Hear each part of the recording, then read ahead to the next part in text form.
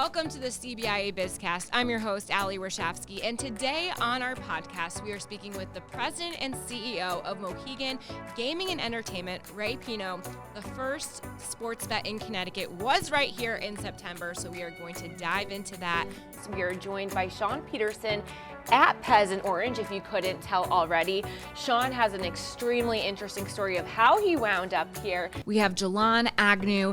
She is a licensed clinical social worker, founder of Knowledge of Self LLC, which is actually her name spelled backwards. Very creative. Now, you're a lifelong Connecticut resident, I heard, and you began your career at Foxwoods in 2003.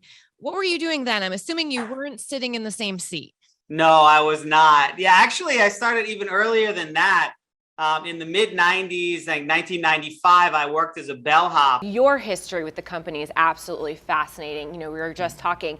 You were at Hallmark.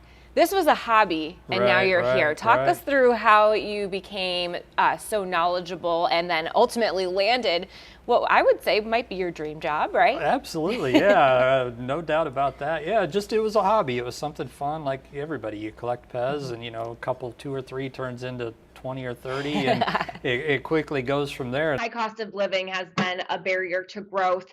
What can be done to address that? We've been lucky to see an influx of New Yorkers coming in, but many of these were coming in from the city, from Westchester, where the cost of living was also high. How do we lower it so that more people can find Hartford and the surrounding area is a more attractive place to live and work? As a business leader, if another business leader or someone who aspires to be one is listening to this, what advice would you give them, or something that you've learned along the way that you think makes you an effective and successful leader?